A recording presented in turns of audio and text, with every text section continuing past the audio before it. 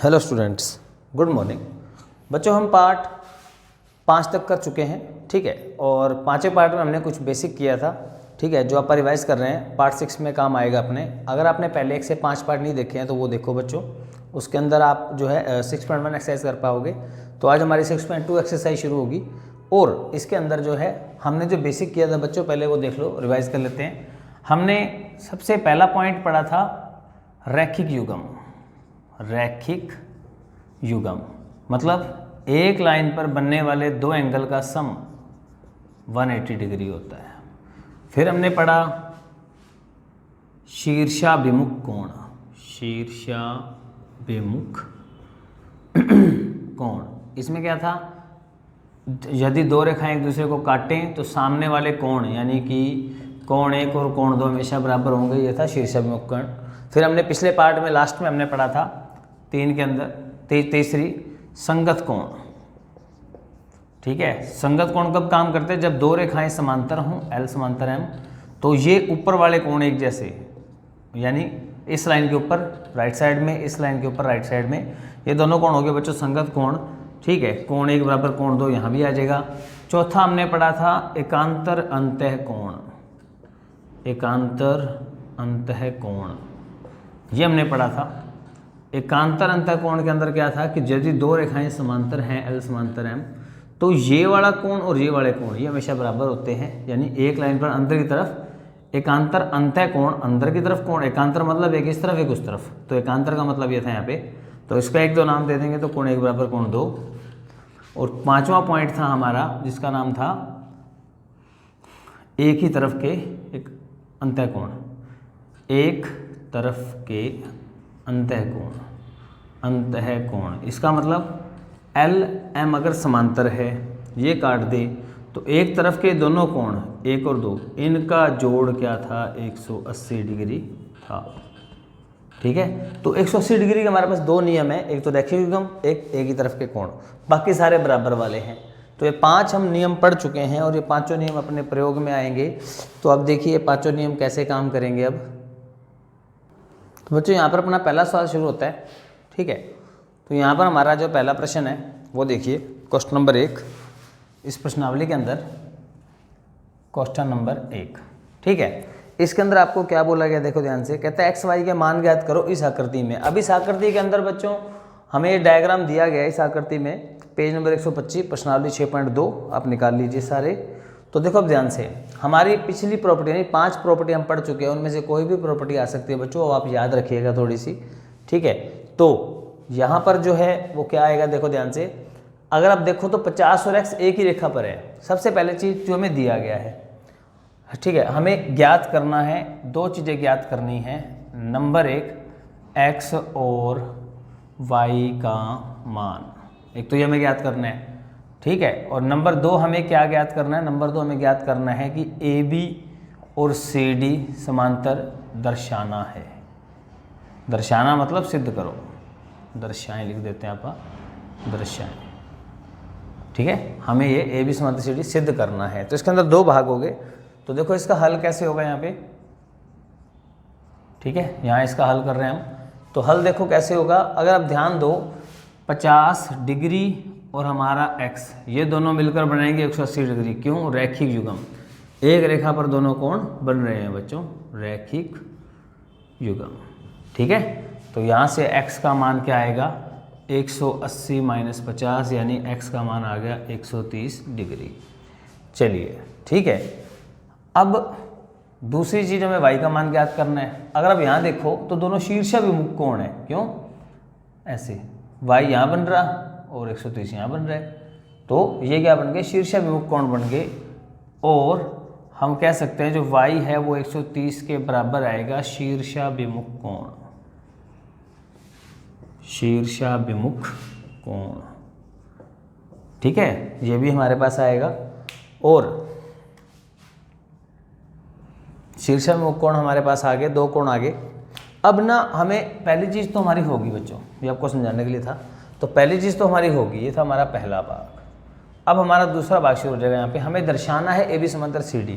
तो बच्चों अब ध्यान से देखो इसका रफली डायग्राम देखो, x कहाँ पर है, ऐसे x यहाँ है, y यहाँ है, तो दोनों क्या बन गए? एकांतर अंतःकोण बन गए दोनों। ठीक है, आपा ने पढ़ा है यदि L समांतर M हो तो x बराबर y होता है। अगर उल्टा आ जाए बच्चों कि यदि x बराबर y आ जाए तो आपा क्या कहेंगे? L समांतर M। इसको क्या बोलते हैं? इसको बोलते हैं व्युत्क्रम। व्युत्क्रम बोलते हैं, उल्टा बोलते हैं। तो मैंने क्या किया? कोण बराबर कर दिया। अब यहाँ भी क्या हुआ? x और y बराबर आ गए, तो लिखोगे कि यहाँ कोण x बराबर है कोण y के, तो एकांतर अंतःकोण, एकांतर अंतःकोण के व्युत्क्रम से, व्युत्क्रम मतलब हमने उल्टा कर दिया ऐसे, जैसे आपको समझाया था अभी। तो इसके व्युत्क्रम से हम क्या कह सकते हैं कि AB जो है वो समांतर होगी CD के। अगर x और y दोनों बराबर हो गए तो AB समांतर CD एकांतर अंतःकोण के व्युत्क्रम से। ये लो जी, तो ये था हमारा पहला क्वेश्चन। ठीक है, आप इसको देख लीजिए अच्छे से। और इसके अंदर जो है, अब आगे देखो अपना अगला प्रश्न। हाँ तो बच्चों हमारा क्वेश्चन नंबर 2 देखो आगे। प्रश्न नंबर 2 हमारा, तो क्वेश्चन नंबर 2 के अंदर आपको चित्र दिया गया है 6.29 आकृति इस तरह से बच्चों आपको दे रखी है। और इसके अंदर हमें क्या क्या दिया गया? कहता है यदि, अब इसमें दिया है के अंदर आएगा क्या क्या दिया गया है कि AB समांतर CD और CD समांतर EF आपको दी गई है बच्चों। ठीक है, और आपको क्या दिया गया यहाँ पे? Y अनुपात Z दिया है 3:7, इस तरह से आपको दिया हुआ है। तो हमें ज्ञात क्या करना है? हमें ज्ञात करना है x का मान। x का मान ज्ञात करना है कि इस x का मान कितना आएगा, क्योंकि y और z का अनुपात दे रखा है हमें। तो हल देखो हम इसको कैसे करेंगे। तो यहाँ पर अगर आप ध्यान दो, पहले जो दिया कि पहले लाइन का बात करते हैं। देखो AB CD के समांतर, CD F के समांतर। अगर AB समांतर है CD और CD समांतर है EF, तो आप कह सकते हैं कि तीनों आपस में समांतर है। ठीक है ना, ये दोनों आपस में समांतर, ये दोनों आपस में, तो मतलब तीनों ही आपस में समांतर होगी, तो ये तीनों ही समांतर मानी जाएंगी। और आपको y अनुपात z दिया हुआ है, तो हम जानते हैं छोटी क्लास में हमने पढ़ा है अनुपात को कैसे हटाते हैं। मानना y मानेंगे, अनुपात रहेंगे तो 3m और z आएगा 7m ऐसे। ठीक है, y आएगा 3m, z आएगा 7m। ठीक है, अब हमारे पास अगर हम देखें यहाँ पे, तो अब यहाँ पर जो हमने समांतर किए हैं, ठीक है, तो अगर आप ध्यान से देखो AB और EF ले लें। यदि AB समांतर है EF की, ठीक है, AB और EF आप नोट कर लो और उसका रफ डायग्राम देखो ज़रा। AB यहाँ है और EF यहाँ है, तो देखो यहाँ बन रहा है x, यहाँ बन रहा है y, z, यहाँ बन रहा है z। ये कौन सा नियम था हमारा? एकांतर अंतःकोण, क्यों अंदर की तरफ, लेकिन एक इधर एक उधर, तो एकांतर बन गए कोण और अंदर की तरफ बन रहे, तो एकांतर अंतःकोण का नियम लग गया। तो AB समांतर EF हो तो हम कह सकते हैं कि ये वाला जो कोण x है वो कोण y के बराबर आएगा, कारण है एकांतर अंतःकोण, एकांतर अंतःकोण। ठीक है ना, तो ये x और z बराबर होंगे। ये आपको समझाने के लिए था कि ये चीज़ ऐसे बनी हुई है।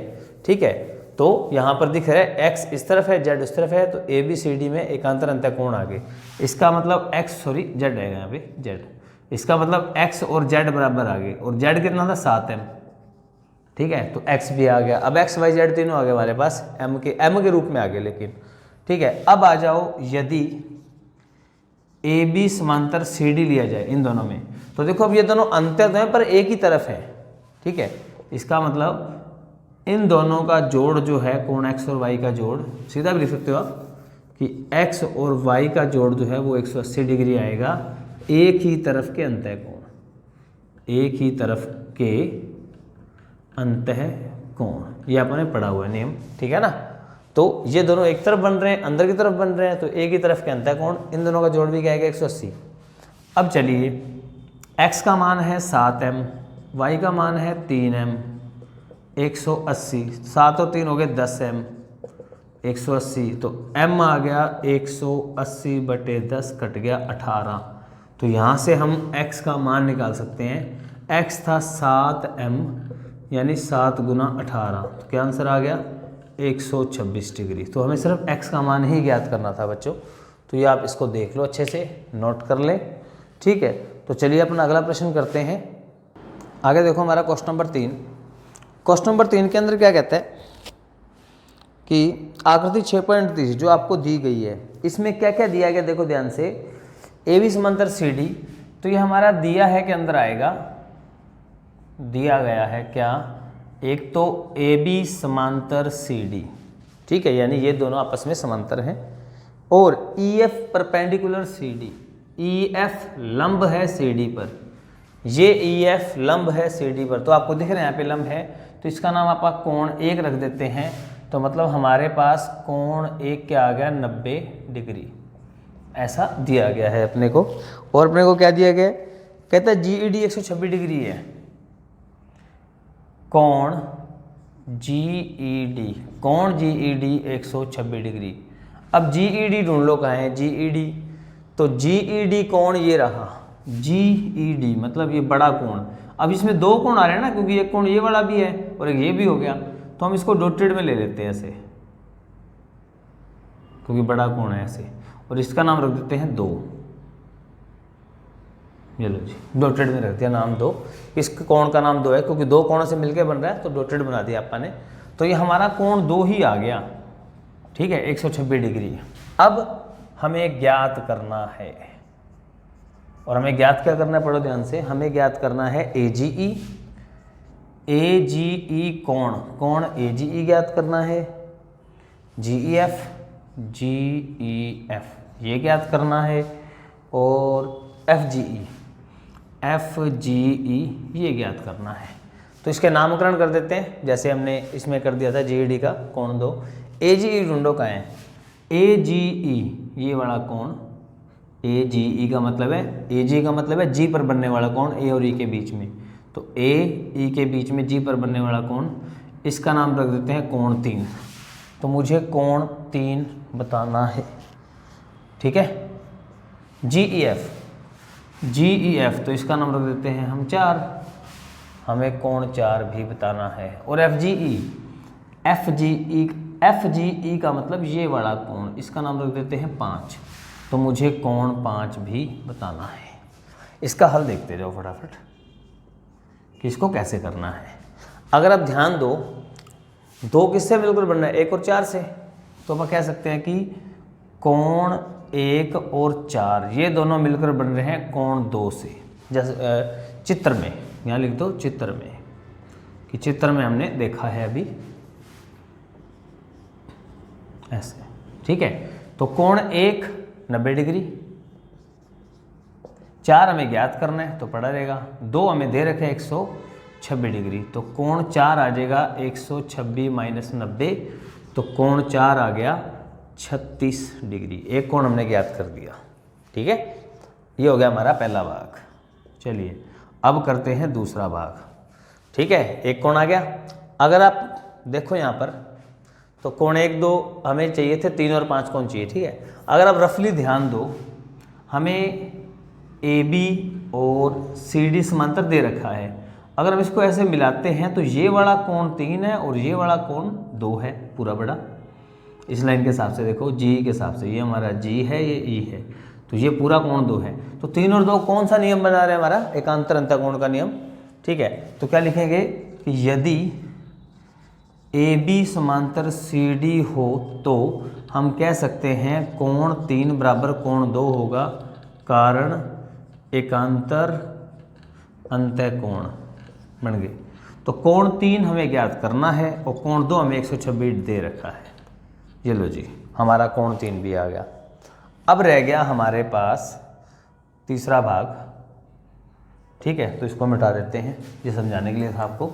चलिए अगर ध्यान देखो यहाँ पे, पूरी ए बी रेखा पर 3 और 5 क्या है, कोण 3 और 5 ये मिलकर बनाएंगे 180 डिग्री। क्यों, एक ही रेखा पर बनने वाले 2 कोण यानी रैखिक युग्म। जो हमने नियम पढ़ा है। ठीक है, तो 3 मैं निकाल चुका 126, ये वहाँ जाके माइनस का हो जाएगा, 126 उधर चला गया, तो कोण 5 आ गया, 180 में से 26 गए 54 डिग्री आंसर। तो ये था हमारा क्वेश्चन नंबर 3। ठीक है, तो बच्चों आज के इस छठे पार्ट में इतना ही। ठीक है, आप इसको अच्छे से देख लीजिए, इन सवालों को आप रफली भी करो और फेयर कॉपी में भी करो। ठीक है, तो और मेरे इस तरफ आपको बाकी पार्ट मिल जाएंगे। ठीक है, इसी चैप्टर के, और इस तरफ जो है चैनल को सब्सक्राइब करने का ऑप्शन है, यहाँ क्लिक करके चैनल सब्सक्राइब कर सकते हो। थैंक यू बच्चों।